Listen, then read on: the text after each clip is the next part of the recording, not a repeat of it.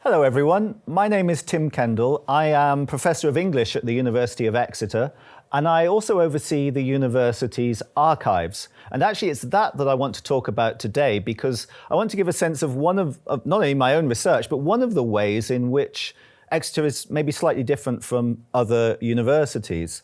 In that we have here a particular strength in archival holdings and archival research. So we have, for example, the Bill Douglas Centre. It's one of the finest cinema museums in the country. It's a wonderful resource which our students use all the time. And we have, if you like, the sister archive, which I oversee, which is called Special Collections. And within Special Collections, we have the literary manuscripts, which I very often work with. And let me have another boast and say that this is the finest collection of Southwest writing of anywhere in the world. And I tend to say that with a smile because you might think, well, who else is going to be so interested in Southwest writing? You're not going to find it in Belfast or Edinburgh or New York. It's likely to be somewhere like Exeter. And that's absolutely true. But the risk is that we rather, by thinking that way, rather undersell what we've got here in Exeter, because our archive is of figures with a Southwest connection, but they are global figures, and we have people coming from all over the world to consult our archive. So I'm going to show you a rogues gallery of some of the our authors whose work that we collect in our archive, just to demonstrate that these are very significant figures in their own right. So we've got a kind of clock face here. I'll just talk you round it, starting at the top left. We'll start with a Nobel Prize winner for literature. That's William Golding, looking very wise. And he was a Cornish writer. He was born in Cornwall, he died in Cornwall. Absolutely Southwest, therefore. We have his full archive. I'll come back and talk about him, actually, because he's the one I'm especially interested in. We have Daphne du Maurier, who wrote what often wins those, for what it's worth, those national polls as the nation's favourite novel. She wrote Rebecca, which has just been remade by Netflix. And coming around the circle, we have Ted Hughes. He was a Yorkshireman, but he lived most of his writing life in Devon, on the outskirts of Dartmoor. And finally, just really to hammer home that this is a global archive as well as a regional one, we have the biggest selling novelist of all time, Agatha Christie. And one of the reasons why I say this is that this is an open archive. This isn't, there are archives where people tend to think of the general public as rather a nuisance. They want to keep their papers in a bottom drawer somewhere, gathering dust out of harm's reach. We are a public archive, and it's open to anyone and absolutely open to our students. And our students are always coming and working in the archive. If a student were in one of my first year groups, she or he would be coming in and engaging with these manuscripts and writing essays on them. So this isn't just for kind of senior researchers. This is stuff for everyone. It's fundamental to our teaching. Now, I brought a prop along today. It's a book. You wouldn't necessarily be surprised that a book would be my prop on this occasion, given I'm a professor of literature.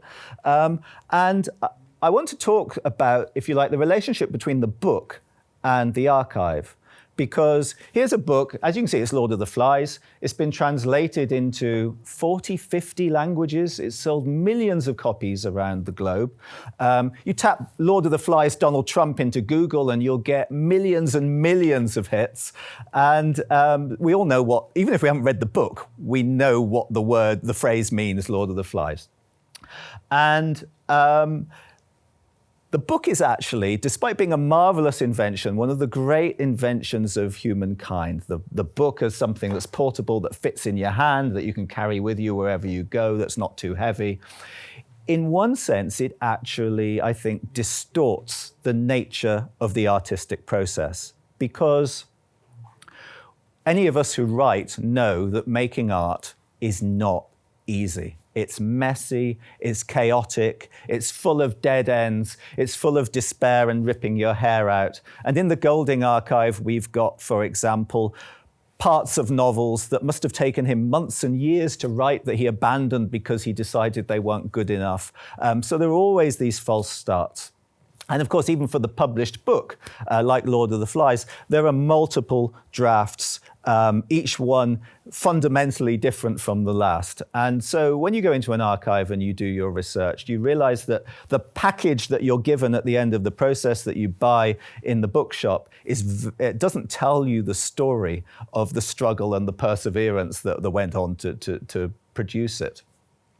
So we talk about that in class a lot of the time, and a lot of my research is about, if you like, mapping the origins of fiction and talking about the nature of inspiration, which of course changes from novelist to novelist and writer to writer. The other thing to say about archival materials, as opposed to the cleanness and professionalism, the professionally designed book, is that they can be very messy in their own right and very vulnerable. So I'm going to put up an image now of two of the most valuable things that are in our collection that we work with. I said we were a hands-on archive earlier. If you were to ask for one of these, we would get very nervous, because not only are they valuable, but they're so vulnerable and fragile that they might actually drop to pieces in your hands. You don't want to be the person holding them when that happens. So we do get a bit nervous just for these two items. And they are, on the left, the Rebecca manuscript, the manuscript that really has the first inkling of what becomes Daphne du Maurier's Rebecca. And on the right, the Lord of the Flies manuscript. And you can see that one thing they have in common, apart from they're both exceptionally valuable, is that they are ready for the bin, really. Were it not for their contents, they would have gone in the bin long ago. They're falling to bits, as I said. So if you take, for example, the left-hand margin that you can see of the Golding image there, you can see there's actually bits of the spine hanging off, strings from the spine hanging off.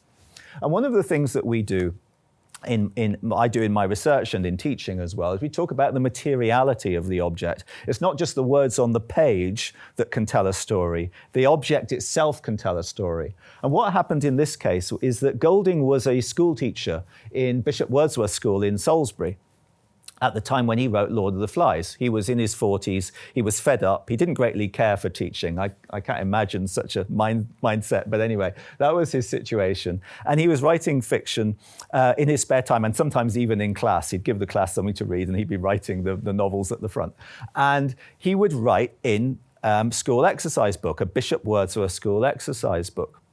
So after Lord of the Flies started to become better known, his head teacher sidled up to him one day and said, I understand that Lord of the Flies was written in a school exercise book, which means, strictly speaking, it's Bishop Wordsworth School property. And Golding went straight home that evening and ripped the cover off the exercise book, the cover with the telltale school crest off the exercise book. So now it's completely indistinguishable from all the other school exercise books that you might encounter. And in the process, what was already a rather cheap and nasty book, school exercise books aren't meant to last very long, became even more fragile. And so I think that's just one very nice way, and in a way, a conspicuous way, in which the materiality itself of the archive tells us a story about the struggles that a writer has, getting all the way from, that first time the pen is on the paper, or now increasingly the first time you touch your keyboard and something comes up on the screen, to this lovely packaged item that you can pick off the shelf in the bookshop.